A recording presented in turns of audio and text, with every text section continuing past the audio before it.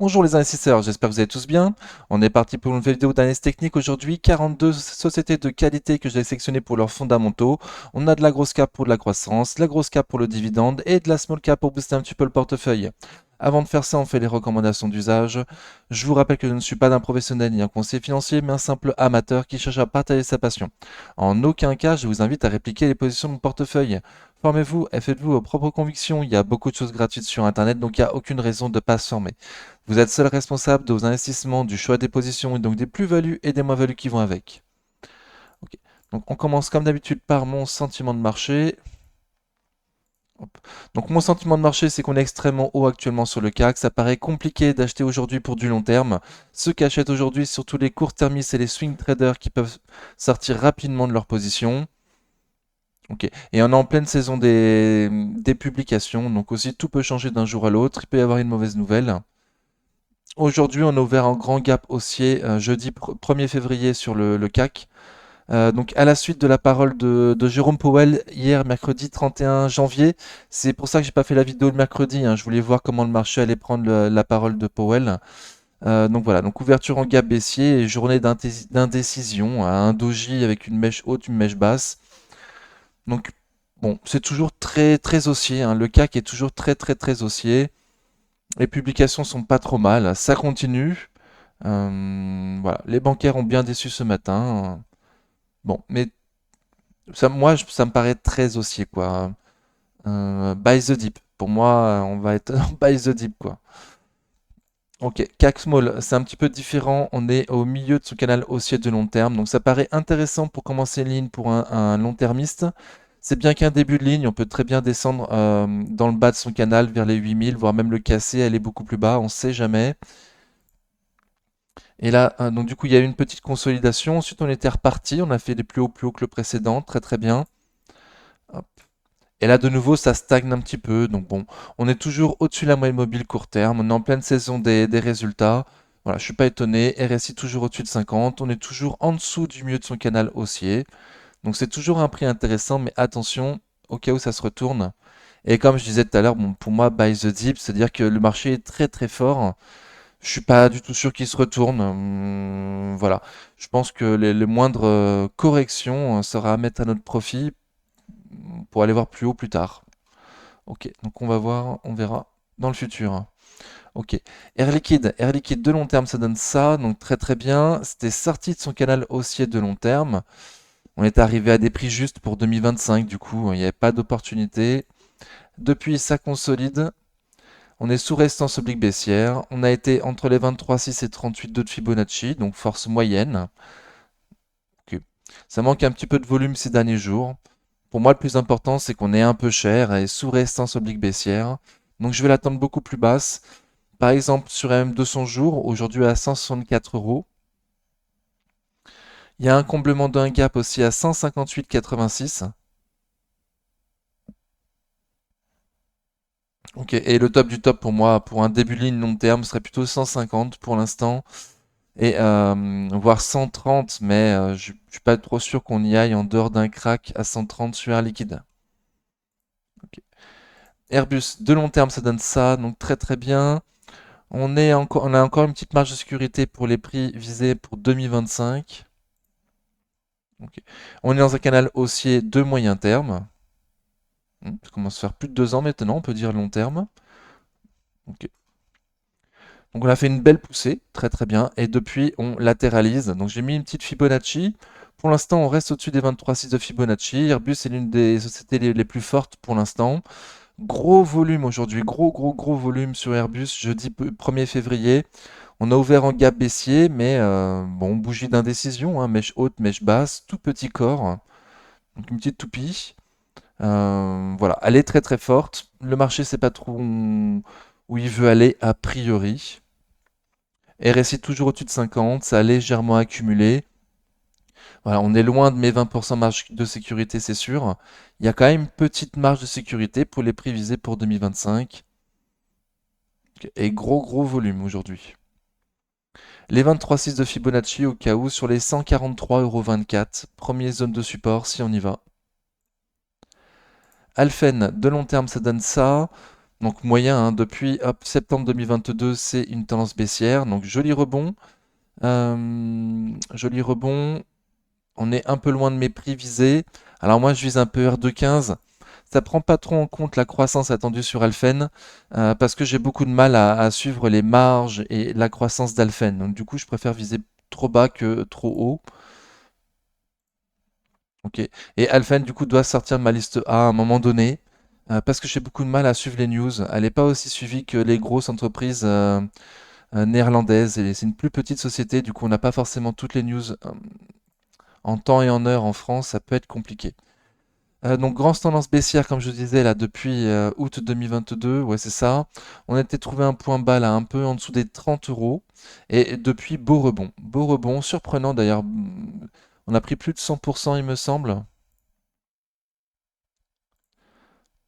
Hop, on avait fait 117%, oui. Donc là, ça latéralise après avoir fait 117%, donc rien d'étonnant, hein. On a été en dessous des 23,6 de Fibo, donc entre les 23,6 et les 38,2. C'est une société de force moyenne. Voilà. Il y a les fortes qui restent au-dessus des 23,6 de Fibonacci, les moyennes qui vont entre les 23,6 et les 38,2, et les faibles qui cassent les 38,2 de Fibo et qui vont voir les 50%. Ok. Donc Alphen, j'ai mis une résistance oblique baissière donc en clôture. Euh, Hier, mercredi 31 janvier, on semblait l'avoir passé, sans volume, avec un RSI au-dessus de 50, mais très légèrement au-dessus de 50. Et aujourd'hui, jeudi 1er février, on repasse en dessous de cette résistance oblique baissière. Voilà, donc toujours manque de volume, toujours manque de RSI, ça accumule pas. Voilà, à suivre.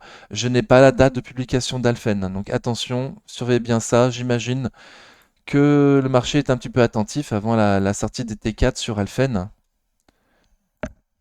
Ok.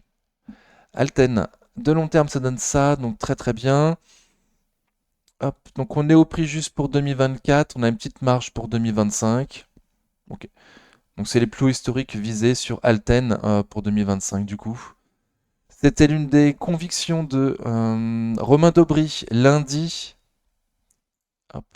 Donc pas lundi 29, lundi 22 janvier. Lundi 22 janvier, il nous a dit dans une vidéo avec BNP Paribas, produit de bourse, Laurent Albi, qu'il était très confiant. Hop. Voilà, lundi 22 janvier, on était passé au-dessus d'M200 jours. Une grosse bougie avec volume. Voilà, depuis ça performe bien. J'avais aussi dit sur la chaîne hein, qu'il avait dit que lundi, il était très confiant. Voilà, donc ça se passe très très bien. Écoutez, ça se passe très très bien pour l'instant. Ça continue à monter. Les chiffres sont sortis le 25 janvier et à la sortie des chiffres, on a ouvert en grand gap haussier. Ok, très très bien. Très très bien. Est-ce qu'on a encore du potentiel pour aller voir les plus hauts historiques? Bon, je sais pas, hein, peut-être potentiellement, sincèrement, j'en sais rien. Pour moi, là, on est un petit peu au milieu de nulle part. J'avais donné potentiellement à acheter avec un stop. Enfin, j'avais proposé si jamais ça repassait au-dessus des M200 jours, parce qu'il y a 2 semaines, moi aussi, j'étais plus ou moins confiant, elle était très forte. Ouais, de l'acheter au passage des M200 jours avec un stop sous M200 jours. Donc pour l'instant, on se laisse porter. Objectif 156 euros, un gap à combler. Voilà. Et si ça consolide, M200 jours à 133,54 € actuellement. Ok. Amundi, de long terme, ça donne ça, donc très très bien.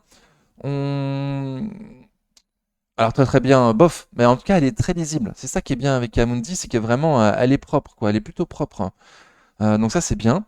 On a été au plus bas là cette année sur les 49 euros. Depuis, ça rebondit.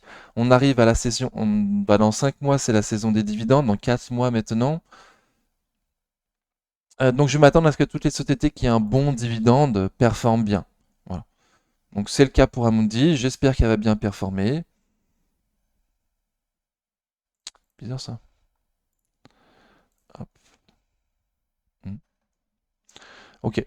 Donc là, on a été dans une résistance et on s'est cassé la tête. On repart au sud. Alors excusez-moi. Des fois, je place mes zones de résistance avec les dividendes et des fois sans les dividendes.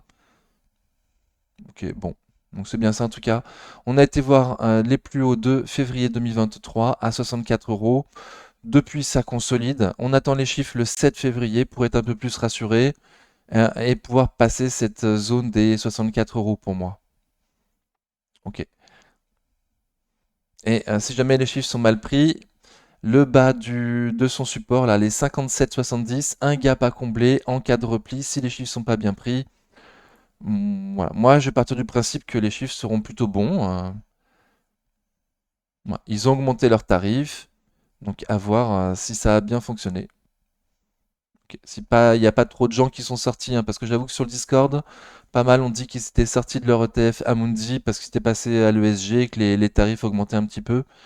Donc à voir si ils ont bien joué, ils ont bien étudié le truc et le fait d'avoir augmenté le prix et de passer à l'ESG, ça leur a pas fait perdre de l'argent au final, hein. Donc à voir ça le 7 février, j'imagine qu'on aura un début d'indication. Ok, en attendant, on est à des prix un peu chers. Voilà, j'ai dit le bas du support 57,70 et les 64 si ça passe. Donc voilà, potentiellement acheter un stop sous les 57,70 au sud et au passage des 64 euros avec un stop sous les 64 euros si les chiffres sont bien pris, potentiellement, pour quelques mois jusqu'au dividende d'un petit trade. ASML Holding, waouh, donc elle s'envole. On est très loin de mes prix, il faut que je refasse mes prix là très prochainement, voir ce que ça a donné à ASML pour que ça s'envole à ce point. Ok, donc des nouveaux plots historiques. Est-ce que je mets une petite fibo? Ouais, ouf. Bon. Je mets une petite fibo. Si ça commence à consolider ASML sur les 751 euros, bon. Pour l'instant, RSI toujours très fort, ça accumule. On a des prix. Hmm. Certainement qu'on est très très très cher. Ok. Mais que la publication elle devait être aussi très très très belle, hein, certainement, hein. Ça devait être vers le 24 janvier, j'imagine. Ok. Donc je sais pas trop quoi vous dire, hein. On consolide extrêmement haut à des plus hauts historiques. Ça paraît un peu cher sur la valeur, même si c'est l'une des plus magnifiques valeurs du monde, hein, ça c'est sûr. Mais là, on est en surachat, on est un peu cher certainement. Bon. Donc je passe, j'ai donné les 23,6 de Fibo, hein, 751 euros en cas de consolidation. Ok. Capgemini, de long terme, ça donne ça, donc très très bien. On est pratiquement à mon objectif de cours pour 2025. Donc pour moi, il n'y a pas d'opportunité au niveau du prix. Hop. Les chiffres sont sortis il y a peu, il me semble. Ah, pardon, j'ai oublié, j'ai peut-être l'enlevé de mon graphique ou peut-être que c'est plus tard. Pardon, j'ai un trou de mémoire. En tout cas, on en paraît un peu haut actuellement. Là, on s'est cassé la tête sous une résistance à un prix qui paraît juste pour 2025, mais sans opportunité pour nous, quoi. Ok. Donc, je vais peut-être mettre une petite fibo quand même, au cas où ça consolide un petit peu plus que ça.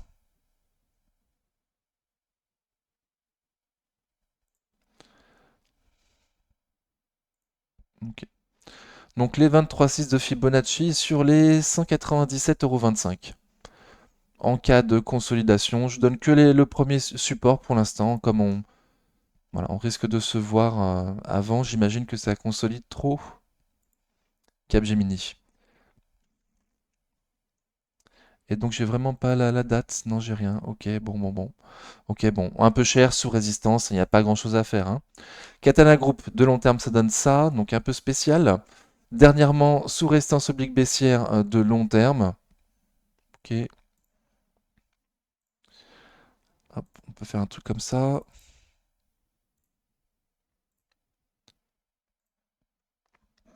Donc dans un triangle, dans un triangle. Hmm. Alors, à la sortie des chiffres, et il me semble qu'à la sortie des chiffres, ça a bien performé, hein. À la sortie il me semble qu'il y a eu des chiffres. Les small sont sortis, les chiffres des small sont sortis peut-être un peu avant les big. Donc il y a eu les chiffres, il y a eu un beau rebond, et là on n'arrive pas à passer les plus hauts récents. C'était la résistance que j'avais mis qu'il fallait passer. En gros les 5,90 €. Pour l'instant on n'arrive pas, on latéralise en dessous. Ouais, je suis pas du tout sûr que ça soit une zone de réaccumulation, hein. C'est peut-être bien une zone de distribution, hein. Pour l'instant je sais pas, on va voir comment on en sort. Pour l'instant, on est toujours au-dessus de la moyenne mobile court terme, mais ça manque de volume ces derniers temps. Le RSI, il est très faible. Enfin, il est à 52. Il n'est pas faible, mais bon, il est vraiment. Il peut pas bien beaucoup monter, quoi. Et ça distribue légèrement. Donc, c'est ce qui me fait penser qu'on est peut-être dans une zone de distribution. Donc attention, imaginons que j'ai raison.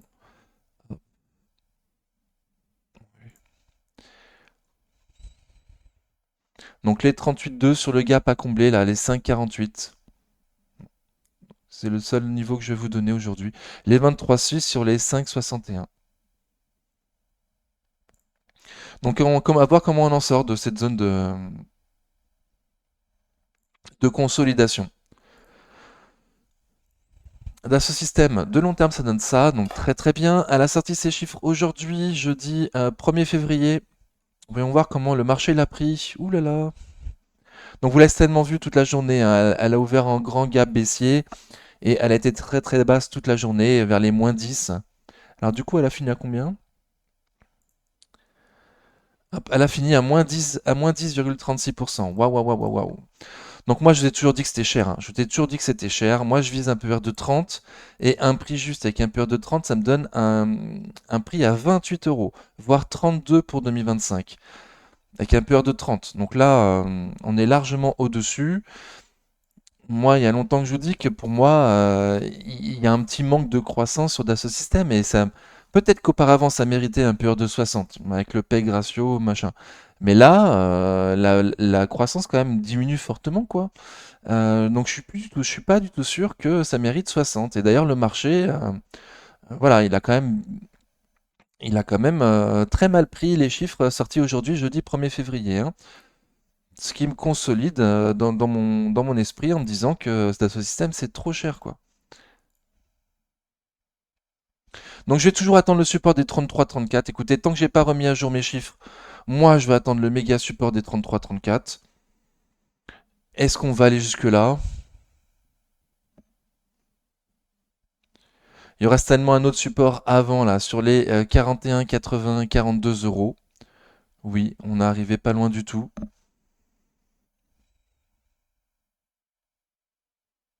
Alors j'essaie de mettre ma Fibo depuis tout à l'heure. Voilà, on y arrive. Donc direct, on a ouvert en dessous des 23,6 de Fibo et par contre on a quand même clôturé au-dessus des 38,2 de Fibo. Ok. Donc une bougie d'indécision quand même, hein. Grande mèche haute, grande mèche basse. Voilà, gros volume, RSI qui descend très très fort. Ça distribue pas énorme, ça c'est vrai. Ok. Et donc je disais l'autre support plutôt, je vais le matérialiser parce qu'il paraît quand même assez propre. Ouais. Donc les 42 euros. Bah du coup ouais, donc le marché était l'a cherché le support des 42 euros pardon avec la mèche, hein, justement avec la mèche pile poil. Ok. Donc à voir si on arrive à sauver cette zone là, les 41, je vais être un peu large, hein, 41, 42, oui. Si on arrive à la sauver, peut-être qu'il se passe quelque chose. Bah, peut-être que ça va rebondir. Mais si demain ou dans les prochains jours, on casse les 41, pour moi, bah, après il y aura M200 jours, aujourd'hui à 39,62, mais je vais surtout l'attendre sur les 33, 34 euros, quoi. Ça paraît très très cher, hein. Bon, c'est que mon point de vue. Ouverture en grand gap baissier, hein. Attention sur Dassault Systèmes.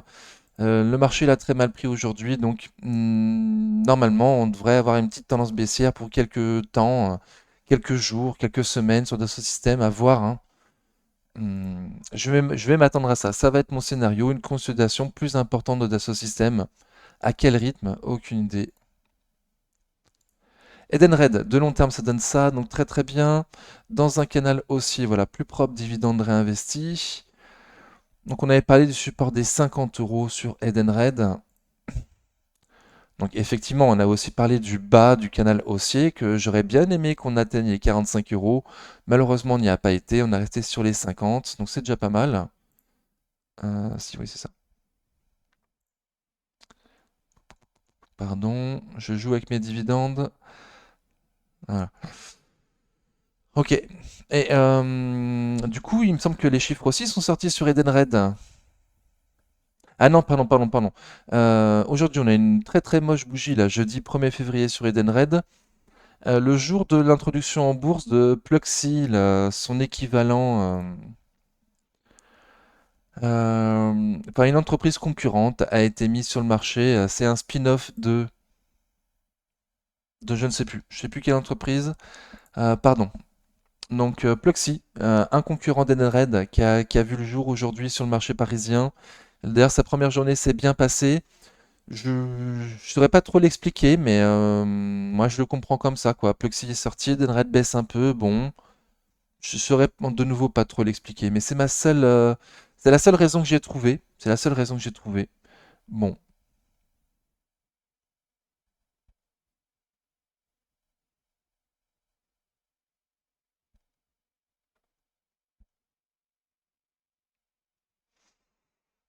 c'était Sodexo, pardon, euh, qui a mis sur le marché du coup Pluxee aujourd'hui. Bon, bon, bon.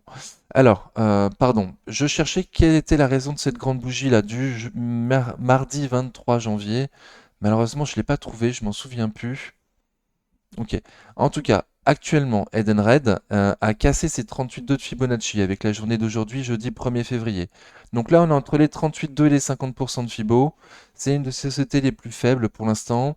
On va voir ce que ça fait sur le niveau des 50%. Au niveau des 50, il est vraiment pas mal placé, hein. De manière générale, cette saison sur toutes les entreprises, mais en particulier sur Edenred, voilà, le niveau de 50%, c'est bien un niveau graphique de support sur les 53,30 €. Donc à voir aussi ce que ça y fait sur les 53,30 €. Est-ce qu'on casse les 50% de Fibo? Dans ce cas-là, c'est mauvais signe, hein, pour moi. Retour sur les 49,50. Et par contre, sur les préserves, donc du coup, on sera plus ou moins au milieu de son canal haussier de long terme. Voilà. Mon scénario, moi, c'est qu'on préserve les 50% de Fibo pour l'instant, hein. Voilà, je me souviens plus de pourquoi ça baisse. Donc pour moi, c'était pas hyper important. J'ai pas la date des chiffres non plus. Il me semble pas que c'était la sortie des chiffres sur Edenred. Il me semble pas. Donc on va attendre la sortie des chiffres pour voir s'il y a un catalyseur pour aller au nord. Équassence, de long terme, ça donne ça. Donc c'est super jusqu'en février 2021 et depuis c'est quand même bien baissier. Il y a eu une bulle. Il y a une bulle avec le Covid. Elle a profité du Covid. Oui. Et du coup, maintenant, la bulle, normalement, est crevée, hein. Sur Equasens, on est arrivé à des prix d'avant le Covid, donc la bulle est bien crevée. Un excellent youtubeur d'ailleurs, que dis-je, un exceptionnel youtubeur nous a dit hier, mercredi 31 janvier, être rentré dessus, avoir tenté une ligne sur Equasens. Il nous a précisé que c'était un début de ligne. Je veux bien sûr parler de capitalisme avec un K. Voilà, donc très très bien, une société de belle qualité, il l'avait bien vu lui-même, hein. Donc très très bien. Pour moi, là, on est un petit peu au milieu de nulle part. Pour moi, le support plus bas, il est plutôt sur les 46,18, 49,20 €. Voilà, donc pour moi, on est un petit peu au milieu de nulle part. Et les chiffres en plus sortent le 6 février, donc ce serait quand même bien d'attendre les chiffres le 6 février. Ils nous ont quand même dit au T3 avoir fait une baisse de croissance, attendre à pas trop de croissance à partir de maintenant. Voilà, donc je suis pas du tout sûr que le T4 aurait été exceptionnel, ou voire loin de là. Et du coup, sur l'année, ça va pas non plus être exceptionnel, je pense pas. Du coup, je préfère être prudent et attendre le 6 février. Comme l'exceptionnel. Capitalisme nous l'a dit, et on est bien sous résistance oblique baissière en plus, hein. On vient de casser une résistance qui était un support, pardon, qui était très fort. On l'a cassé, on est à très peu de jours de la sortie des chiffres. Le prix paraît intéressant. On est en dessous de mes 20% de marge de sécurité. Je suis totalement d'accord avec capitalisme pour commencer une ligne. Voilà. Après, il faut bien être conscient que potentiellement, il va falloir renforcer sur les. Je donnais quoi déjà? 46,18, 49,20 €. Voilà. Voire les 40 € en cas de crack. Voilà. En dehors d'un crack, j'y crois pas, hein. Donc on attend les chiffres. En tout cas, société de très belle qualité, ça c'est certain. On a refait les chiffres ce week-end d'ailleurs. Si tu la verras sur le live de ce week-end, je me suis dit que peut-être qu'il fait. Ah oui, d'ailleurs, peut-être que j'avais dit dans la vidéo de mercredi dernier, je sais plus. Dans une vidéo, j'avais dit que peut-être que j'aurais dû revoir à la baisse mon PER sur Equasens. Parce que quand T3 est sorti, j'avais bien dit que moi je visais plus bas. Graphiquement, je visais plus bas. Mais j'avais pas changé mon PER cible sur Equasens. Donc j'avais dit dans une vidéo, bon, peut-être que j'aurais dû le faire. J'ai manqué de présence d'esprit, j'ai manqué de rapidité dans mon analyse et j'aurais dû le faire. Donc je l'ai fait la semaine dernière, je l'ai fait dimanche. Et en fait, non, bah, je suis resté sur le même PER sur Equasens, je suis resté avec un PER de 20 parce que les fondas étaient vraiment excellents, quoi. Et effectivement, on a été mal habitué en 2020-2021 ou 2021-2022 avec une croissance de 20%. Donc là, la croissance diminue forte, nécessairement.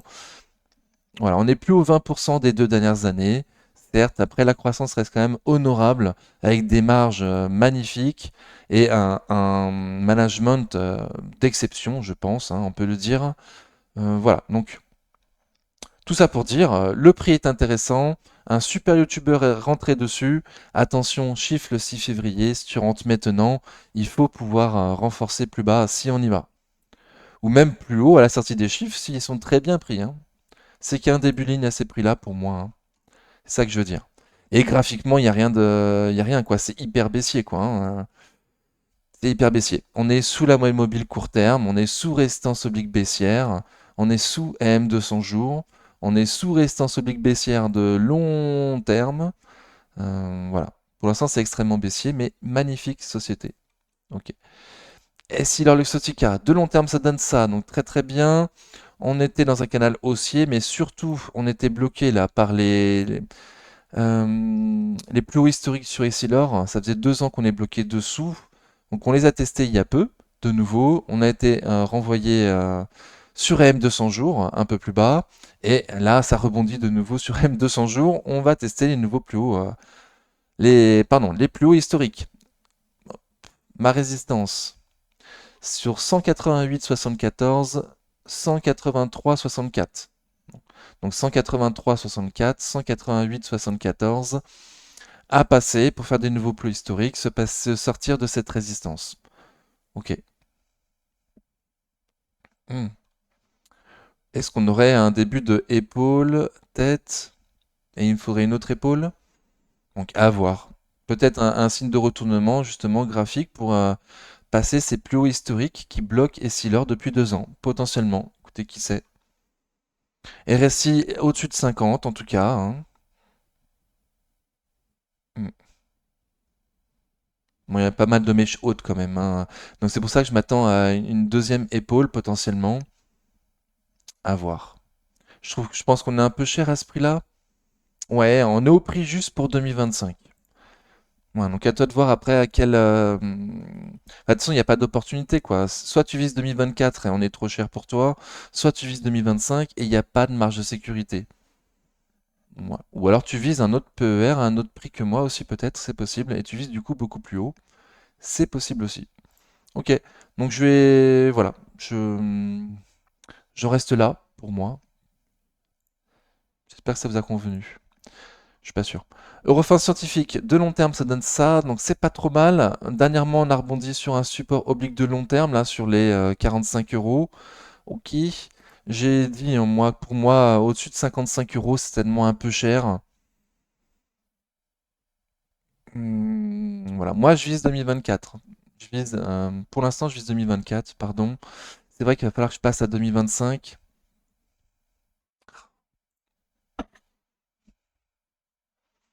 Pour l'instant, on est sous résistance oblique baissière. On a cassé M de son jour. Le RSI, il passe en dessous de 50. Ok. On a été cassé les 38,2 de Fibonacci aujourd'hui, jeudi 1er février.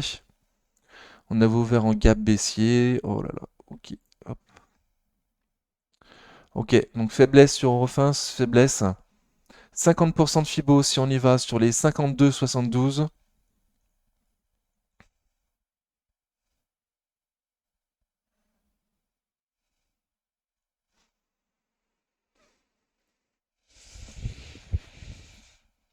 Voilà. Moi j'avais dit en dessous de 50, en dessous de 55, au-dessus de 55 c'est un peu cher. On est à 54 euros. Voilà, je vise quand même 65 euros pour 2025. Bon, pour l'instant, il y a pas, moi, j'ai pas de stop court en tout cas, hein. C'est baissier. RSI très faible. Ok, donc on va attendre le passage de la résistance oblique baissière. Euh, voilà, ou voir un joli rebond. Pour l'instant, il n'y a rien. Ok. Euronext, de long terme, ça donne ça, donc très très bien. Donc on était dans une petite consolidation dernièrement, enfin toute l'année 2023, une bonne partie de l'année 2023. Et là, ça repart bien, très très bien. Donc on l'a longtemps dit sur la chaîne, hein, en dessous des 70 euros, c'est un bon plan. On est à 81 euros. Donc on teste la résistance. Pour l'instant, on latéralise sous la résistance. Pour l'instant, RSI toujours fort, volume toujours présent. On est toujours au-dessus de la moyenne mobile court terme, donc très très bien. C'est toujours très très haussier. La résistance à passer pour moi, les 81, 80, 84,30 €. Voilà. Pour essayer d'aller voir plus loin. Pas mal d'analyses sont sorties du coup récemment sur le dossier en visant 100 euros, hein, plus ou moins comme moi. Je ne sais pas à quelle échéance, mais voilà. Euronext, c'est de la bonne qualité, quoi. Et là, ils vont sortir certainement des bons chiffres, hein, et ils vont se désendetter. Les ratios de rentabilité sur Euronext seront bien meilleurs que l'année dernière. Donc, il risque, peut-être que je vais revoir à la hausse mon PER du coup, hein. Et peut-être que tout le monde va revoir à la hausse son PER, hein, et qu'on va très vite se dire pour 2024 ou 2025, viser 100 euros. Je ne serais pas du tout étonné. Ok, les chiffres le 15 février, du coup. Est-ce qu'on va passer la résistance avant le 15 février? Bon, moi je serais étonné, hein, je serais étonné. Voilà. Potentiellement, à la sortie des chiffres le 15 février, passer cette résistance, oui. Avant, je serais un peu étonné, donc à voir. Hop, je vais faire juste une petite fibo au cas où on peut la choper sur les 23,6 avant la sortie des chiffres, peut-être. 23,6 sur 77,70 et les 38,2 sur 75,30 € éventuellement. FDJ. Alors, FDJ de long terme, ça donne ça, donc introduction en bourse récente, hein. Dernièrement, donc ils font une acquisition, une super acquisition. Je sais plus, c'était aux Pays-Bas ou en Suède, je sais plus. Unibet. Donc on l'avait regardé sur la chaîne, hop. On l'a regardé ce week-end, il me semble. Bon. Et du coup, j'avais fait l'exercice de rajouter les bénéfices de Kindred sur FDJ pour voir qu'est-ce que ça donnerait le groupe réuni. Donc déjà, j'ai été agréablement surpris des ratios de rentabilité de Kindred, hein. C'est une très très jolie valeur qui était vraiment pas chère, avec de très très beaux ratios de rentabilité, mais vraiment pas cher. Donc il me semble que FDJ fait un super plan. Et si on avait rajouté je crois que c'était 70 centimes de bénéfices de Kindred, on avait un petit de cours à 48 euros sur FDJ. Donc à voir, hein. Et ne pas oublier aussi qu'il y a que le rapprochement entre FDJ et Kindred est soumis à l'approbation de la Commission européenne, hein, bien sûr. Voilà, pour voir si c'est pas un trop gros acteur, s'ils ont le droit d'acheter Kindred ou pas. Donc il y a toujours ce souci-là. On attend de savoir s'ils vont avoir le droit de faire leur OPA comme prévu. Voilà, mais si c'est le cas, il me semble qu'on va pouvoir aller voir les plus hauts historiques sur FDJ. Ouais, vers les 48. Ok. Donc pour l'instant, on a été comblé, c'est très haussier, hein, très haussier à court terme. On a été comblé un gap baissier, très très bien. Les chiffres le 15 février, du coup, pour elle aussi. Et là, ça continue à monter, hein, c'est toujours une tendance haussière, hein. Voilà, ça accumule et en surachat. Pour moi, il y a du potentiel pour aller plus haut. Il faut une magnifique acquisition. Voilà. Presque aussi bien que FDJ, Kindred. Très très bien. Ok. GTT, de long terme, ça donne ça. Donc attention, on est dans une résistance. Enfin, passez pas attention, on est au plus haut historique. Donc c'est exactement le prix qu'on visait, hein. Depuis le début, en fait. Pratiquement depuis le début, depuis qu'on est rentré. Enfin, que moi je suis rentré dessus là, cet été, à la sortie des chiffres. Je sais plus quel chiffre. C'était au mois de juillet. Ça devait être l'été 3 du coup. Voilà, donc on a toujours eu comme objectif à faire des nouveaux plus hauts historiques. Donc là, on est dans les plus hauts historiques et on a fait un nouveau plus haut historique. En clôture, on n'a jamais clôturé aussi haut sur GTT. Très très bien. Prochain objectif, 140 euros. Voilà, il y avait 130 euros les plus hauts historiques, mais surtout 140 euros le prix juste pour GTT. On a de nouveau une bonne nouvelle sur GTT, c'est peut-être un petit peu inaperçu, mais l'un de leurs navires pouvant transporter du... Ah mince. Actuellement, ils font des bateaux pour le GNL et ils ont fait un bateau pour l'hydrogène. Du coup, leur bateau a été homologué. Donc, c'est un nouveau relais de croissance pour GTT. Ils vont pouvoir faire des membranes pour les bateaux, pas seulement pour GNL, mais aussi pour l'hydrogène, qui est un carburant ou ouais, un carburant de l'avenir pour moi. Donc super, super nouvelle. Passe un petit peu inaperçu, mais pour moi c'est un fort relais de croissance sur GTT. En plus, ça ouvre du coup un nouveau marché. Moi, voilà, c'est quand même toujours mieux quand on a plusieurs jambes pour marcher, quoi, hein. GTT, là, le marché que sur la jambe du GNL jusqu'à présent. Donc c'est bien qu'ils aient une deuxième jambe. Très très bien, parfait. Ok, donc objectif 140 pour moi. On a des plots historiques, je ne sais pas quoi vous dire. Je ne sais pas encore. Alors là, dans la config, non, je peux pas. Je vais pas le tenter de faire l'extension de Fibo, donc je peux pas vous donner d'extension pour l'instant. Moi, je vise 140 pour 2024 en fondamental et voire 160 pour 2025.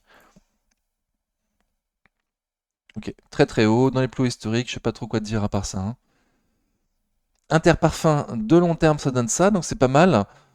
Ces temps-ci, là, on va régulièrement revoir cette résistance oblique de moyen terme. Hop. Le prix me paraît un peu cher. On est à l'objectif, on est au prix juste pour 2025. Donc pas de marge de sécurité. Bon. Après, c'est vrai qu'ils ont la nouvelle licence Lacoste. Est-ce qu'ils vont faire plus que prévu? Bon, bon, bon. Moi, je trouve ça un peu cher. Je prends déjà un peu vers de 25. Et on est au prix juste. Donc, bon, je vais être prudent. Interparfum. Magnifique société. Mais je vais attendre une bonne occasion, hein. Voilà. Actuellement, hop, hop, hop. On a été cassé. Ah oui, donc on a rebondi sur les 61,8 de Fibo sur Interparfum. Donc depuis, ça rebondit bien. Mais on a quand même été voir les 61,8 de Fibo dans la consolidation, hein. Volume normal, RSI toujours fort. Ouais. Il y a eu les chiffres ou pas? Je ne sais plus. Je ne sais plus. Graphiquement, bon, peut-être le vendredi 26 janvier, mais bon, pas sûr. Hmm.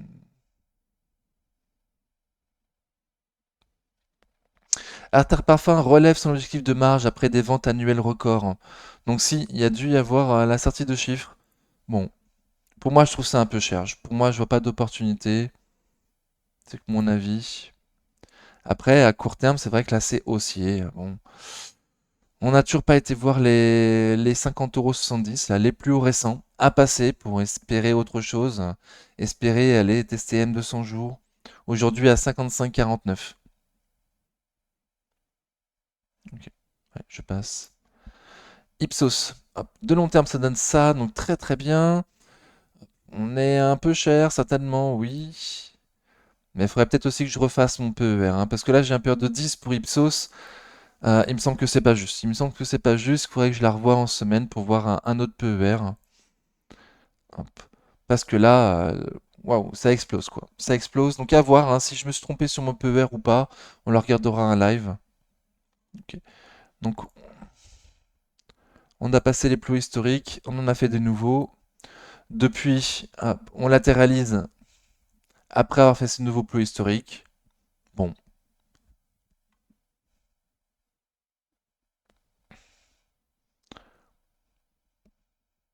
Donc à voir la conso du coup. Je vais mettre une Fibo, hein.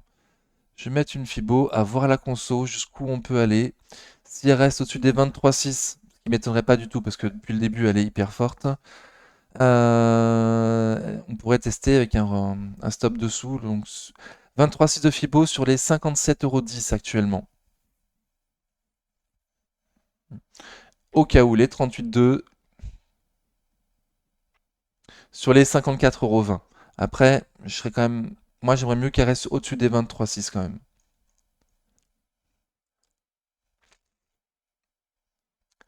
Ok, donc à voir, hein, ça se trouve, elle va pas non plus passer cette zone de support, elle va rester au-dessus, hein.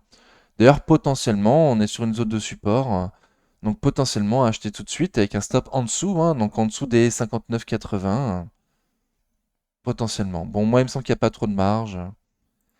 Après, à voir si je revois mes PER, c'est sûr qu'il y aura plus de marge, hein. Donc chacun fait ses propres recherches et à voir certainement dimanche en live pour une nouvelle étude fondamentale quantitative, pardon, quantitative d'Ipsos. Ok. Kering, de long terme, ça donne ça. Donc c'était bien jusqu'en juin 2021 et depuis juillet 2021, badaboum. Donc là, on est extrêmement bas actuellement. On a été voir le support plus bas là des 330-350. On a rebondi dessus pour l'instant, bien aidé par LVMH. On voit quand même que c'est pas la même qu'LVMH, hein. Donc à la sortie des chiffres d'LVMH le jeudi, le jeudi soir, le lendemain, tout a explosé, c'était l'euphorie sur les marchés. Donc Kering qui a bien boosté. Et là on voit qu'on repasse en dessous des prix de clôture de vendredi, quoi, hein. Donc les chiffres, hop, le 8 février, ça va être très important de voir les chiffres, voir si s'ils font pas pire qu'au T3, hein, au T3, pour rappel, ils avaient perdu 9% de chiffre d'affaires, hein, ils perdaient des parts de marché, donc c'est pas bon du tout. Donc minimum, arrêter de perdre de marché et même nous rassurer sur le fait qu'ils en gagnent. Bon, je suis pas du tout certain. Normalement, la collection n'était pas disponible dans tous les magasins enfin, avant mi-février. Du coup, je suis pas du tout certain que les chiffres seront bons, donc prudence, prudence, prudence. De nouveau, hein, je crois que c'était Stifel qui avait dit, ils avaient le mot juste, il me semble, hein. Kering actuellement, elle est pas chère, c'est sûr, mais on voit aucun catalyseur pour aller au nord. Donc je partage cette vision, hein. Elle est pas chère, c'est sûr, je suis d'accord, mais vaut mieux attendre les chiffres, quoi, et avoir un vrai catalyseur haussier. Voilà, une chance sur deux pour que les chiffres soient pas bons pour ce trimestre, hein. Ok. L'Oréal, de long terme, ça donne ça, donc très très bien. On est un peu cher à mon avis. Voilà, à mon avis, on est un peu cher. On a fait des nouveaux plots historiques la fin décembre. Elle est tellement forte qu'on n'a même pas été testé M200 jours. On a rebondi avant de tester M200 jours. Et là, on s'apprête à tester les plus hauts historiques. Bon, bon, bon, bon, bon. Donc elle est hyper forte. Moi, je vous dis qu'elle est chère pour moi, hein. Je vais l'attendre sur les 300 euros. Mais elle est très très belle, quoi. Elle est très très belle, très haussière. J'ai pas de stop court. Moi, j'avais proposé stop court sous M200 jours. Bon, donc je sais pas quoi dire. C'est très cher, c'est très haut, c'est très beau. On se laisse porter, on sourit. Et pour plus bas, on va attendre une consolidation, quelque chose, quoi. Pour l'instant, il n'y a aucun signe de retournement. Très haussier. Lumibird, de long terme, ça donne ça. Waouh. Ah oui, donc c'est assez chelou. Je regarde surtout depuis 2014. Il y a eu deux entreprises qui ont fusionné pour créer Lumibird. Donc Lumibird a sorti ses chiffres. Lumibird a sorti ses chiffres. On va voir ce que ça a donné du coup. Alors, pardon. Donc de 2014 à 2022, ça s'est bien envolé, très très bien. À 2021, pardon, 2014-2021, super, très haussier. Et depuis janvier 2022, donc c'est en consolidation, c'est en tendance baissière depuis janvier 2022. Hop. Donc les chiffres sont sortis lundi soir ou mardi matin. Lundi soir, mardi matin plutôt. Mardi matin, on les a regardés ensemble dans le live de mardi. Je vous avais dit que pour moi, bon, on n'était pas loin du tout du prix visé et que je suis pas du tout sûr qu'on ait beaucoup de marge pour aller au nord. Donc, bah, mea culpa, elle a quand même fait plus 6% depuis, voilà, en 2 jours. Donc, c'est vraiment pas mal du tout. Seulement là, on est arrivé sous résistance oblique baissière, pile poil dessous. Donc, elle apparaît pas très propre comme ça, mais c'est en clôture. Donc, elle est bien propre. Et donc là, on est pile poil dessous. Donc, de nouveau, voilà, il me semble qu'on a fait ce qu'il y avait à faire. Je visais 11,50 € pour 2024. Quand on a eu les chiffres, on était à 11,40 €. Là, on est à 12,20 €. Bon, bon. Donc, on n'est pas très loin du prix visé. Et il me semble que du coup, les opportunités sont plus bas, hein. Ok, donc à voir lundi. Est-ce qu'on passe à voir, pardon. À voir vendredi 2 février. Voir si on arrive à passer cette résistance oblique baissière. Voilà, et cette résistance. Qui est sur les hop, 11,68, 12,30 €. Donc passer les 12,30 € pour passer la résistance plus la résistance oblique baissière et tenter d'aller combler le gap baissier à 12,60 €. Ok, ce serait déjà un très très très bon point. Bon, moi je suis pas sûr. Voilà. Et même ça m'arrangerait que ça baisse pour pouvoir me renforcer plus bas parce que pour l'instant je l'ai pas fait. J'attendais le support plus bas là, comme je l'ai dit depuis plusieurs semaines maintenant. Euh, Donc à voir, à suivre. Il me semble que le potentiel haussier est relativement limité. C'est que mon point de vue. LVMH, hop, donc de long terme ça donne ça, donc très très bien. On l'a regardé du coup les chiffres ensemble. On l'avait dit ensemble, je crois que c'était jeudi dernier, hein. C'est ça. Jeudi dernier soir, on avait dit, hein, bon, les chiffres sont très très bons, croissance à deux chiffres, voilà, c'est ce qui manquait le trimestre dernier au marché.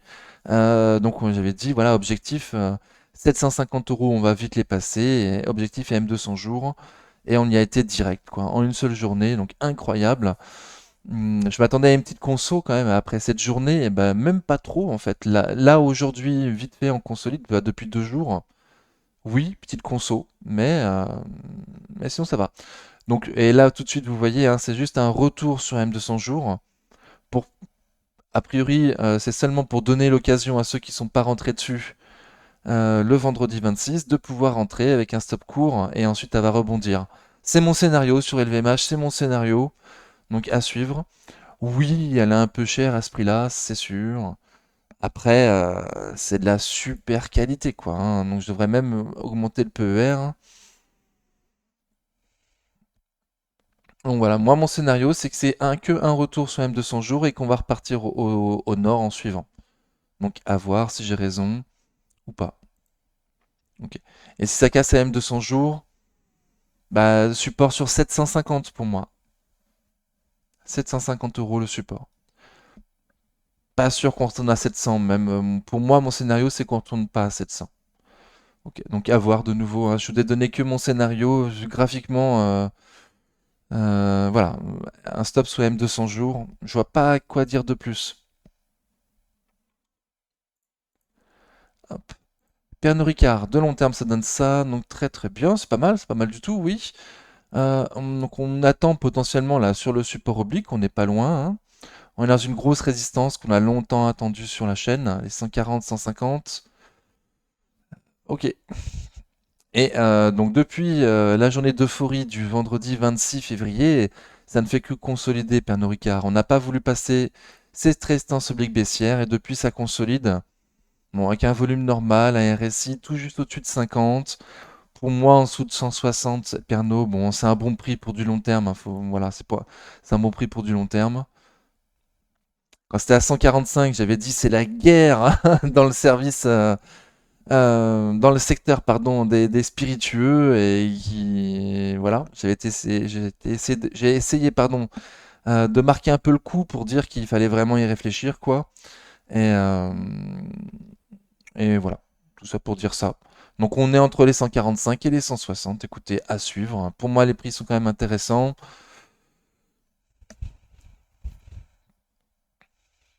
Euh, j'ai pas la date des chiffres. J'ai pas la date de sortie d'ailleurs. Ah oui, j'ai pas la sortie des T4. Bon, il me semble que c'est une opportunité. J'ai pas de stop court. J'ai pas de stop court. Est-ce qu'on va aller combler ce gap haussier là à 145,75? Bah écoutez, moi j'espère pas. C'est pas mon scénario. Ce serait vraiment quand même un mauvais signe si on le faisait. Donc moi, non, mon scénario, c'est que euh, après une petite conso, on passe cette résistance oblique baissière et qu'on aille voir les 160, puis après les 170, quoi. C'est mon scénario. Et ensuite, la M200 jours. Il me semble que le prix est intéressant. Il y a un rebond sympa. J'oublie pas les chiffres, je suis désolé, mais il y a eu tellement de chiffres là que ça se bouscule dans mon esprit. Surtout qu'à côté de ça, j'ai un boulot quand même. Hmm. Donc je suis pas sûr que les chiffres soient sortis sur Pernod. Donc à suivre, à voir quand est-ce que c'est. J'ai pas trop eu le temps de chercher, je suis désolé. Mais il me semble que c'est un bon prix. Publicis Group, de long terme, ça donne ça. Donc magnifique, là, surtout dernièrement, là, c'est une fusée, super. Je me trouve un peu cher. De nouveau, j'ai un PER assez faible. Donc, qu'est-ce qu'il faut que je monte mon PER? Ça serait, je sais pas. Ah oui, c'était les ranges. Du coup, Publicis était dans un range très longtemps. Quand elle a cassé son range par le haut, on a dit, bon, un range, généralement, quand on le casse, on le duplique pour donner le nouvel objectif de cours. Donc on a dupliqué ce range, ça nous donnait un nouvel objectif de cours, et le marché nous a montré qu'il voyait la même chose que nous, quoi. Il a latéralisé juste en dessous des prix qu'on attendait, et ensuite il l'a passé avec force et volume. Très très bien. Donc on s'est dit, bon bah, on refait le coup, hein, on reduplique ce range, et on se donne un objectif pour le troisième range, du coup. Bah, de nouveau, très très bien, parfait. On y a été, on y a été. Magnifique. Ouais, je sais pas trop quoi vous dire. J'en mets un quatrième? J'en mets un quatrième, hein. Tant que ça monte, moi, ça me dérange pas. Donc, de nouveau, je duplique le range pour voir si le nouvel objectif sur Publicis Group. Donc, au-dessus des 100 euros, à 101 euros, 100 € 85. Nouvel objectif sur Publicis Group. Bon, après là, on a quand même bien monté, hein. Je vais m'attendre quand même à une petite conso à un moment donné, là. Donc là, il y a 2 jours de conso. Bon, c'est un peu trop tôt pour dire que c'est vraiment un début de conso, hein. On est toujours au-dessus de la moyenne mobile court terme, toujours en surachat, donc à voir. 100 € 80, le nouvel objectif du nouveau range du coup. Super, Publicis. Jusqu'où va-t-elle aller? Ok, magnifique en tout cas. Rémi Cointreau, de long terme ça donne ça, donc c'était beau hein, jusqu'en janvier 2022. Et depuis janvier 2022, enfin jusqu'en décembre 2021 du coup, et depuis janvier 2022 c'est quand même relativement moche. On a été testé récemment, pardon, AM200 mois. On est passé en dessous des 100 euros. D'ailleurs, on est toujours en dessous des 100 euros. Ok. Il y a eu les chiffres le 26 janvier, donc le même jour. Non. Donc le lendemain de la sortie des chiffres d'LVMH. Je les ai pas vus, pardon. J'ai pas été voir les chiffres de Rémi Cointreau. Faudrait que je le fasse, mais là, j'ai pas encore eu le temps. Il me semblait qu'il était 4 était meilleur que prévu sur Rémi Cointreau, donc là je suis étonné un petit peu du graphique, ça a consolidé. Bon, moi en dessous de 100, il me semble que pour du long terme c'est intéressant, hein. En dessous de 100, là mes 20% maturité normalement me disent d'attendre 88 euros, donc je t'en parle. Mes 20% maturité me demandent d'attendre 88 euros, vu que je vise uniquement 110 euros comme objectif de prix juste sur Rémi Cointreau en 2024. Mais je trouve que c'est un peu dur. Je trouve que c'est un peu dur. Toute l'année 2023 a été vraiment pourrie pour Rémi Cointreau. Donc du coup, je vais m'attendre à ce que toute l'année 2024, ils puissent dire qu'ils vendent plus que l'année dernière. D'avoir des bonnes nouvelles, du coup, un flot de bonnes nouvelles régulier tout au long de l'année, du coup. J'espère qu'ils ont enfin vidé leur stock aux États-Unis et qu'ils vont pouvoir se remettre à revendre, quoi. Donc dans cette optique-là, dans ce scénario-là, moi je dis qu'en dessous de 100 euros c'est intéressant. Hmm, voilà, donc on y est en dessous. Ah, il y a plein de gaps partout. Ok, donc on est au-dessus de la moyenne mobile court terme. Le prix paraît intéressant. Un stop court potentiel sous les plus bas récents, là, sous les 86-98. Moi, ça me ferait dommage quand même de mettre un stop en dessous de 88 euros sur Rémi Cointreau. Après, chacun voit midi à sa porte. Ça manque quand même un peu de volume aujourd'hui, jeudi 1er février, pardon. Bon, à part que le prix est intéressant, sincèrement, j'ai rien d'autre à te dire, hein.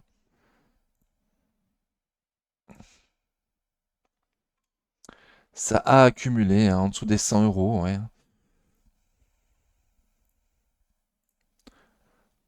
Seb, hop, alors Seb, de long terme, ça donne ça. Dividende non réinvesti, dividende réinvesti, bon, ça change pas énorme. Donc on l'a regardé ensemble, c'était dans la vidéo live de mardi, il me semble, hein. Mardi 30 janvier, du coup. C'est soit mardi 30 janvier, soit ce week-end. En tout cas, je time toutes mes vidéos. d'analyse fondamentale et technique. Du coup, si tu ouvres n'importe quelle vidéo live, tu trouveras en description de la vidéo le lien pour la vidéo avec Seb. Voilà, si ça t'intéresse. Donc du coup, j'ai changé mon PER. Donc les chiffres sont sortis ce fameux jour. Je crois que c'était mardi, hein.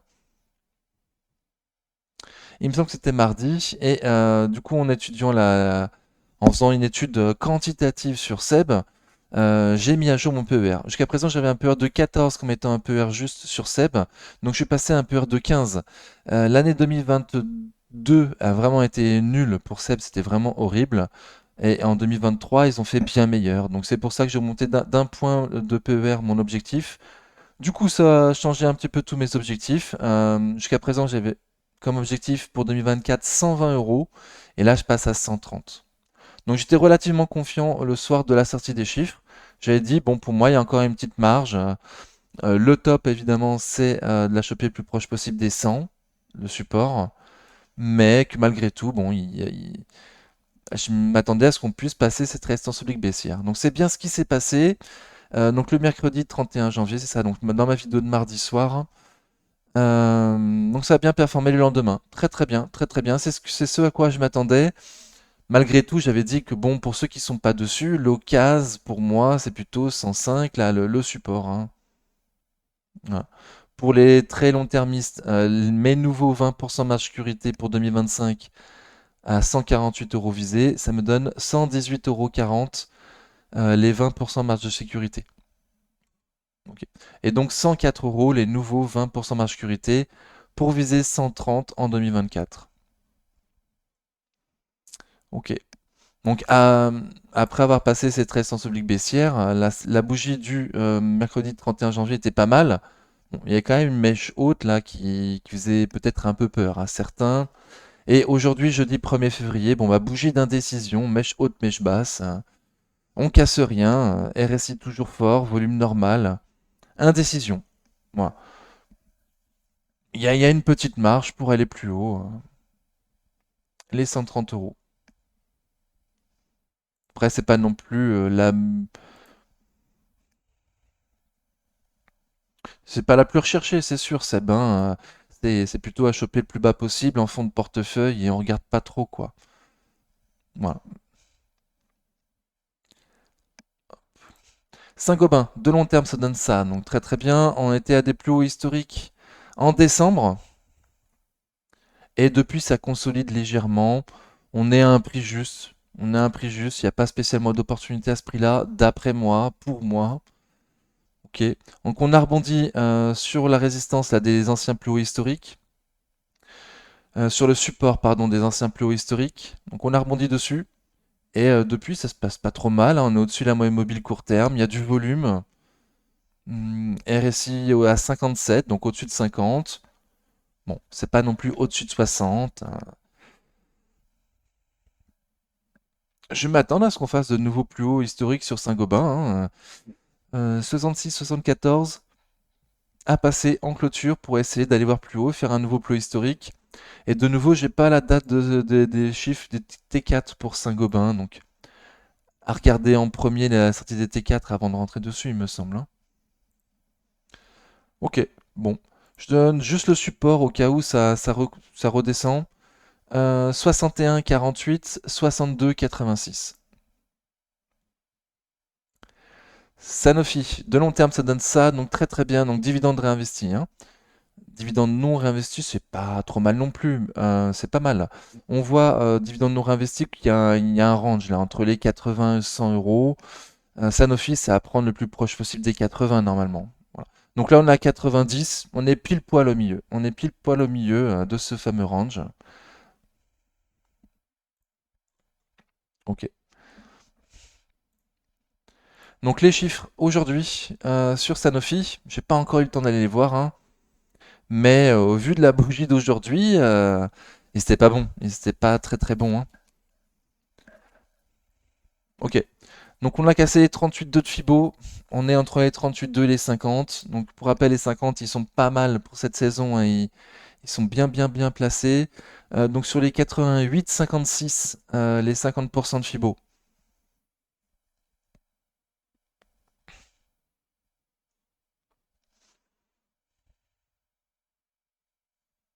J'essaie de me souvenir de ce que j'ai lu vite fait quand j'étais au travail sur Sanofi tout à l'heure. Je me souviens plus qu'est-ce qui bloquait. Enfin, qu'est-ce qui a déçu le marché. Je me souviens plus. Il me semble qu'il y avait un peu moins de tout, un peu moins de chiffre d'affaires. Il me semble que, ouais, un peu moins de marge pour 2025, ça nous avait déjà prévenu. Bon, je sais plus trop, je sais plus trop. Et là, c'est hyper moche, hein. La bougie d'aujourd'hui, jeudi 1er février, hyper moche. J'ai donné que les 50% de Fibo à 88,56 parce que je suis pas du tout sûr qu'on puisse aller plus bas. Voilà, malgré l'énorme bougie moche d'aujourd'hui, je saurais pas vous dire pourquoi, mais je prends le pari. Voilà, on va le dire comme ça. De toute façon, j'ai déjà dit, hein, ça va choper le plus proche possible des 80, ça c'est sûr.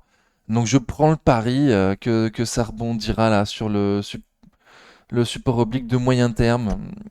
Alors je te dis ça, je suis dessus, hein, j'ai un biais, peut-être que j'ai envie de l'avoir comme ça.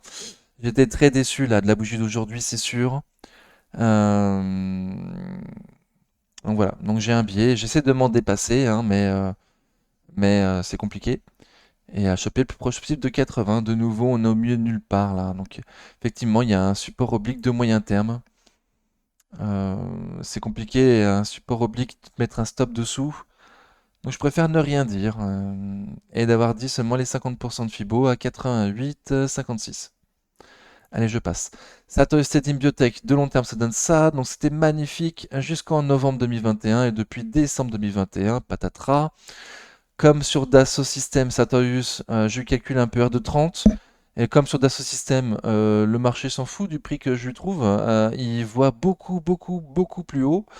Et ce qui me fait penser que je calcule mal mon prix. Voilà, qu'il y a quelque chose que je ne vois pas. Alors, sur Dassault Systèmes, on voit ce que ça a donné à la sortie des chiffres, hein. Énorme baisse, 10% de baisse en une seule journée. Donc faites attention sur Sato Estedim. Là, on price que tout est parfait sur Sato Estedim. Ah, mais il y a déjà eu les chiffres. Il y a déjà eu les chiffres le 26 janvier. On a ouvert en gap aussi à la sortie des chiffres. Et depuis, ça continue à monter. Bon, bah écoutez, voilà. Moi, je comprends pas cette entreprise. Elle est trop trop chère pour moi. Mais tant mieux, tant mieux, tant mieux pour ceux qui sont dessus. Tant mieux pour vous. Potentiellement, c'était à prendre avec un stop court sous M200 jours. Là, on a mercredi 31 janvier, on a fait un plus haut récent. Donc ma Fibo, hop, je peux me l'enlever. Ok, donc à voir ce que ça donne, Sato Steady. Mais écoutez, moi je sais pas trop quoi vous dire. Un stop potentiel sous M200 jours et cher. Attention, faut pas qu'il y ait le moindre grain de sable. Sato Steady. Ok. Il y a toujours le son, oui. Je sais pas c'est quoi ce bruit. Ok. Schneider Electric, de long terme ça donne ça. Donc très très bien. On est à des plus hauts historiques pratiquement. On est au prix juste pour 2025. Donc pour moi, il n'y a pas d'opportunité à ce prix-là, hein. Ok, donc on a fait des nouveaux plots historiques, oui. Aujourd'hui, jeudi 1er février. Très très bien, parfait. Bon, parfait pour ceux qui sont dessus, hein. Ceux qui sont pas dessus, bon bah, on va attendre plus bas. Moi, je vais attendre 150 euros, le milieu de son ancien range, là, le milieu de cette grande figure. Les chiffres le 15 février, aucune raison de penser qu'il soit pas excellent. Mais pour moi, l'excellence est déjà dans les cours et je vais m'attendre à une prise de bénéfice à la sortie des chiffres, hein. Voilà. Les gens ont acheté la rumeur comme d'excellents chiffres pour l'année 2024. Et au vu du prix qui me semble moi un petit peu cher, je vais m'attendre à ce qu'il s'allège à la nouvelle, à la sortie des chiffres. C'est que mon point de vue. Bon, j'ai pas dit grand-chose, mais au moins ça fera une vidéo plus courte. Soitec, de long terme, ça donne ça. Donc très moyen, hein, très très très moyen, surtout qu'il n'y a pas de dividende. Ok. Dernièrement, on était dans un range entre 117 et 147. Donc on avait dit le milieu de ce range, les 147, ça paraît quand même pas mal pour un début de ligne. Après, à renforcer le plus proche possible des 117 et pour vendre à 177. Ok. Donc là, on est toujours en dessous du milieu de son canal, son range, pardon. On est toujours en dessous du milieu de son range. Ok. Graphiquement, c'est assez moche, hein. C'est plutôt baissier, RSI très faible. On est sous la moyenne mobile court terme. Aujourd'hui, jeudi 1er février, on a testé la moyenne mobile court terme, mais on n'a pas voulu clôturer au-dessus. Les chiffres, le 7 février, et STM nous a dit que pour sa section des produits de consommation courante, quoi. Je sais plus comment ils disent exactement, mais produits de consommation, genre téléphone portable et ordinateur portable, que c'était en baisse. Donc à la sortie des chiffres d'STM, moi j'ai vu Soitec baisser fortement. Il me semble que c'est à cause de cette news et que là, tout le monde attend de voir le 7 février, voir ce qui va être dit par le management, qu'est-ce qui a été fait dans le quatrième trimestre pour Soitec, quoi. Est-ce que c'était bon ou est-ce qu'ils ont vendu moins de puces pour leur téléphone portable? Donc c'est le gros doute. Il y a de fortes chances que si les chiffres sont bons, on passe au-dessus des 147 euros le jour de l'annonce, au-dessus du milieu de son range là. Et que si les chiffres sont pas bons, donc on aille voir les 117, 111, 120, le support plus bas. Hop, Soprasteria, de long terme, ça donne ça. Donc magnifique, très très bien. On est dans le haut de son en canal haussier. Hop, hop, hop. Alors c'est les dividendes qui m'ont fait sortir ou quoi? Non, même pas. Ok. Donc on est sorti de son canal haussier là, hier, mercredi 31 janvier. Aujourd'hui, petite conso, on le réintègre ce canal haussier. On a quand même fait 18% en très peu de jours là. Donc 1, 2, 3, 4, 5, 6, 7. Ouais, en 7 bougies, hein. 7 bougies, on a fait 9%. C'est pas mal. Ok, bon, on est entre mes 20% marge sécurité pour 2024 et 2025. Donc il me semble que voilà, j'ai longtemps dit en dessous des 200 euros, c'est un bon prix. Maintenant qu'on est passé, certainement qu'à un moment donné, je vais dire en dessous de 221 euros, c'est encore un bon prix. On est encore en dessous des 220 euros. Hmm. Bon, donc pour moi, il y a encore de la marge pour aller voir plus haut. Il y a encore de la marge pour casser mon canal haussier de long terme et partir avec une pente, pardon, plus importante. À voir. Je mets pas de fibo, rien du tout. Je sais pas trop ce que ça va donner. Elle paraît très forte ces temps-ci là. Donc encore une fois, en 7 bougies, elle a pris 9%. Bon, c'est pas mal du tout, hein. Donc je mets pas de fibo. Je vais m'attendre à ce qu'il y ait une faible consolidation et que ça reparte relativement vite au nord. On va voir, hein. STM, donc de long terme, ça donne ça. Donc dans un canal haussier de long terme, oui.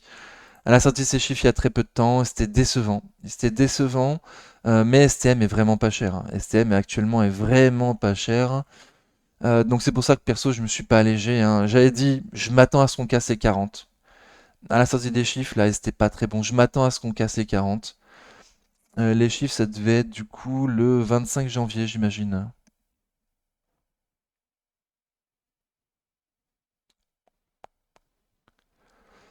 Ah, c'était avant encore. Bon, je sais pas c'était quand les chiffres. Je sais plus c'était quand. Il y en a trop là, ils s'enchaînent. Voilà, en tout cas, décevant. Décevant pour le marché. C'est le jeudi 25 janvier, c'est sûr, hein, au matin là. Je me souviens, on avait ouvert en grand gap baissier, on s'était repris toute la journée. Donc je m'étais dit super.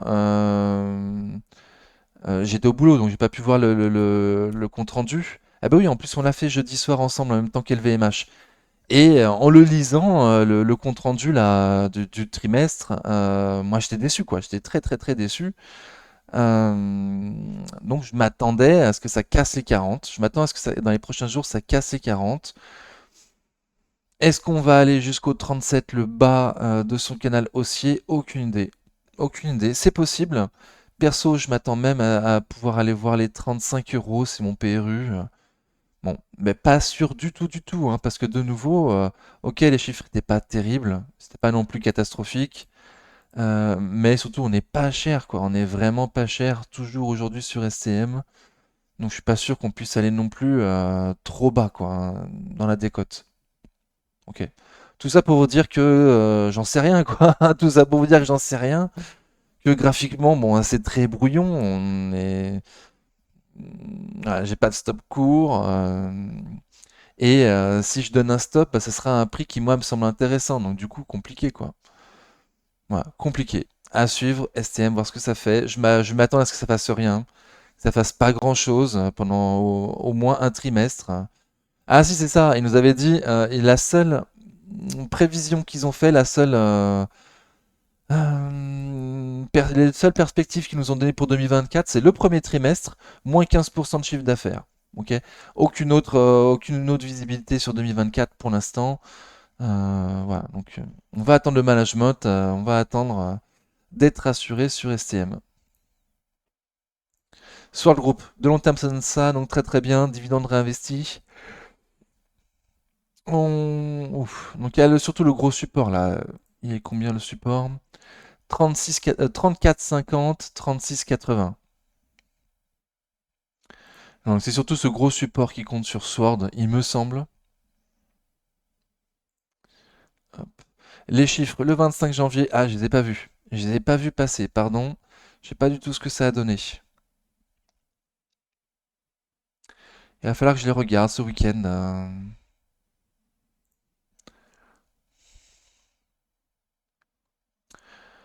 Croissance organique 12%, marge 12%, marge d'EBITDA 12%. Bon. Donc Sword Group, quatrième trimestre, chiffre d'affaires 71 millions. Rentabilité consolidée, la marge d'EBITDA à 12%.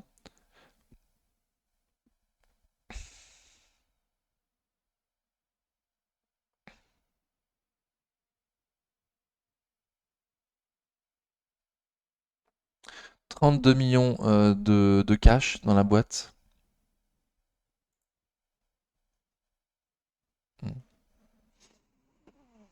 Donc bon, c'était pas trop mal, hein. Du coup, ça a donné quoi à la sortie des chiffres? Hop. Depuis, ça latéralise. Ok, rien de spécial. Ils n'ont pas parlé du dividende, j'imagine. C'est peut-être pour ça que ça a déçu. Elle a tendance à faire des dividendes exceptionnels sur le groupe. Des très très gros dividendes. Ok, donc ça fait rien. Ça fait rien. Je sais pas trop quoi vous dire de nouveau. On est entre les 23,6 et 38 de Fibo, donc force moyenne. Et ça fait rien à la sortie des chiffres. À un prix où on a 20% de marge sécurité pour 2025, mais pas pour 2024.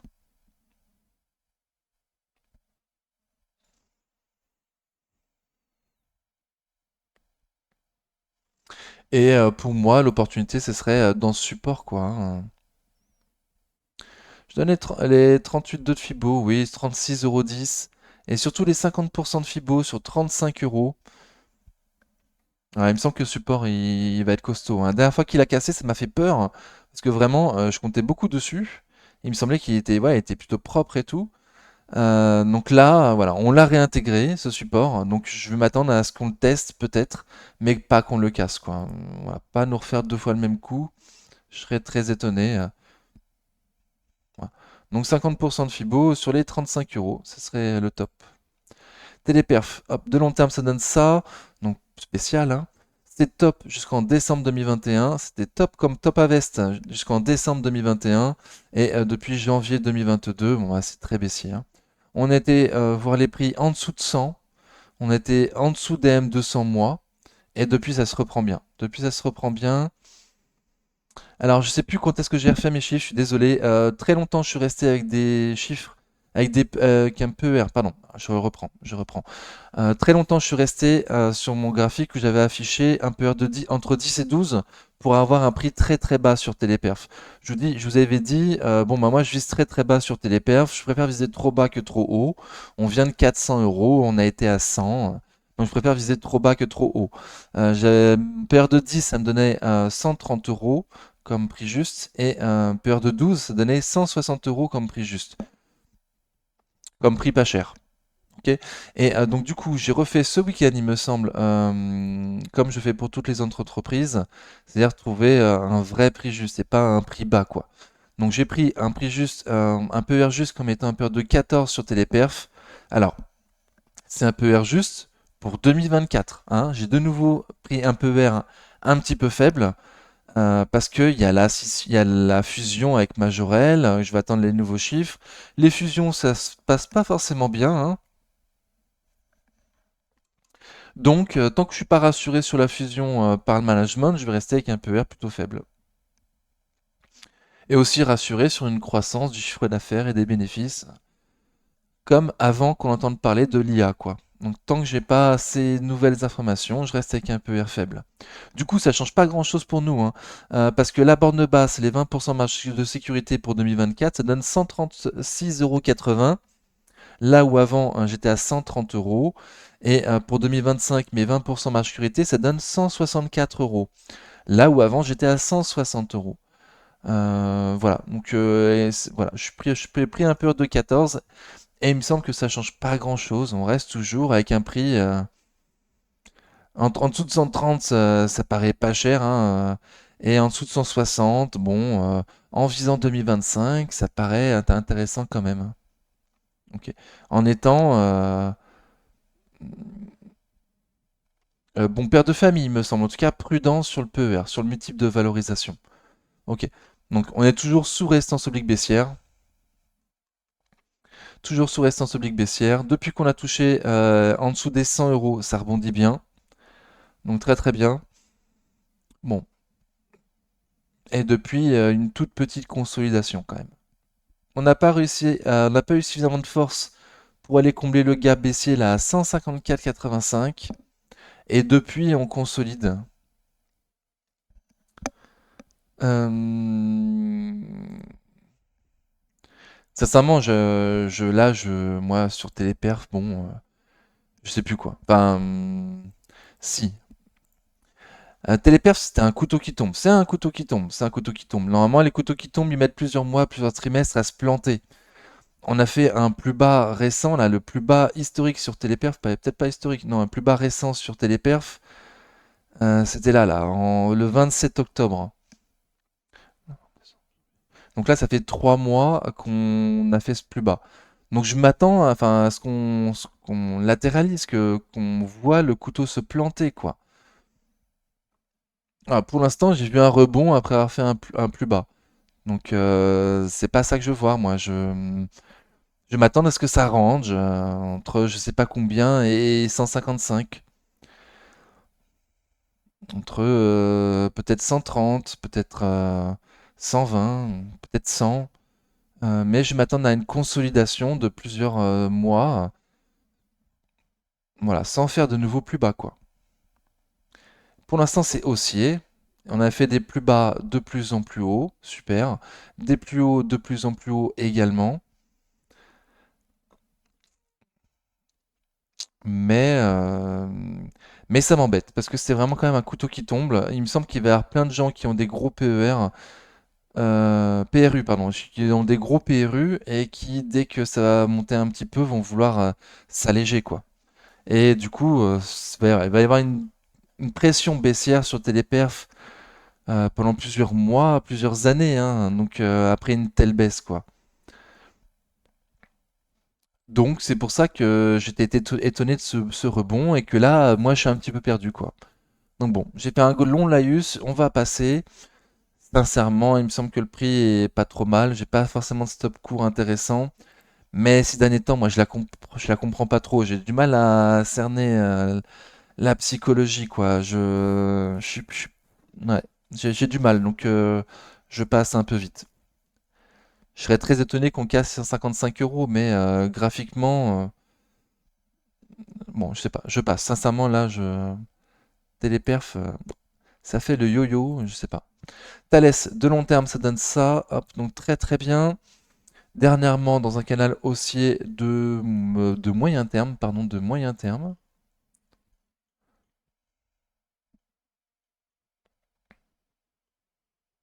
Hmm. Ok, à un prix un peu cher.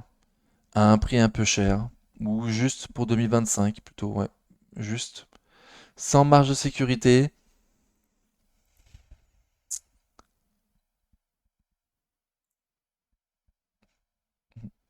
Ah, et on a réintégré de nouveau la résistance publique baissière. De nouveau, on casse à M200 jours.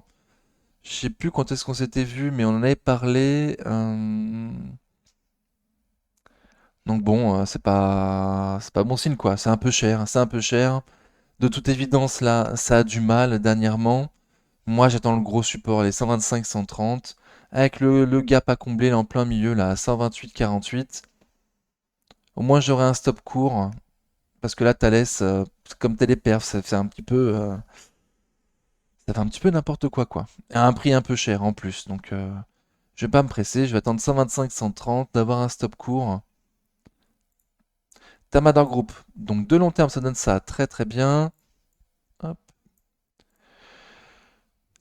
Il y a encore une petite marge de sécurité vu les prix que je vise, mais je suis étonné de ce fort rebond, hein. Je pense que je vous le dis à chaque fois, hein. Je suis étonné de ce fort rebond là depuis fin octobre. Alors tout a rebondi, oui, mais elle était quand même pas mal forte, hein, Thermador. En plus, là il y en a pas mal quand même qui consolident, hein, vont en dessous des 38,2 machin. C'est pas le cas de Thermador. Elle a consolidé, elle est restée au-dessus des 23,6 de Fibonacci, donc l'une des plus fortes, hein. Et là, on a repris M200 jours, ça fait un nouveau plus haut récent hier, avec gros, gros volume mardi. Ça continue d'accumuler. Ok, donc un peu surpris. Surtout que le management s'était dit s'attendre à souffrir en 2024. Et malgré tout, voilà, il se passe tout ça. Donc je suis de nouveau très surpris. Je vais m'attendre à un retour de bâton, hein. Je vais m'attendre à un retour de bâton. J'imagine qu'il y en a plein qui n'ont pas lu ce que le management a dit à la sortie du T3, hein, qui s'attendaient à souffrir en 2024. Donc voilà, faites gaffe quoi, faites gaffe. Et surtout à la sortie des chiffres. Il y a eu les chiffres le 4 janvier, j'avais pas suivi.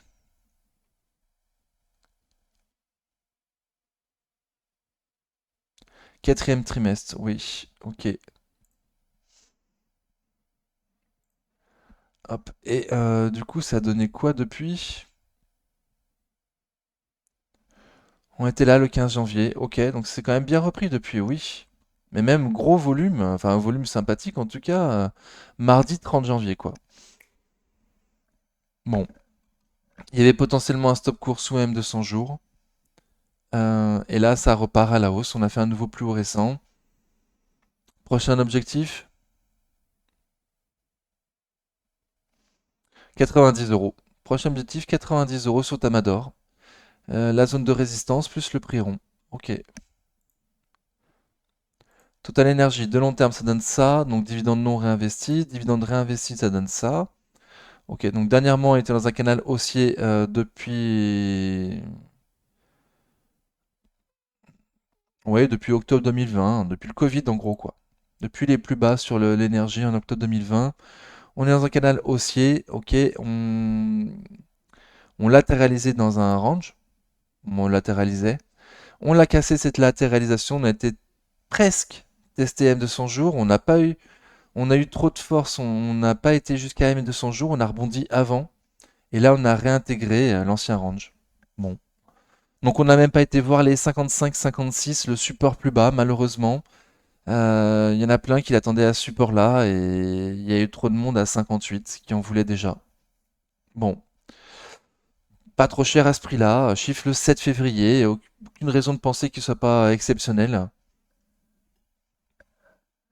Hmm, voilà. Et il y a un support tous les 5 euros sur Total. 60-61, on est dans le support, ou résistance maintenant. 55-56 le prochain support. 50-51 celui d'en dessous encore. Ok, Trigano, de long terme ça donne ça.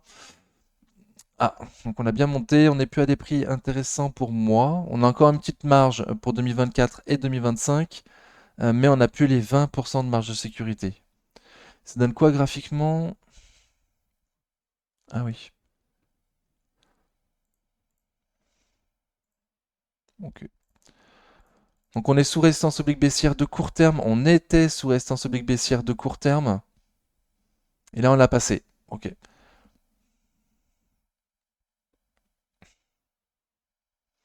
Bon.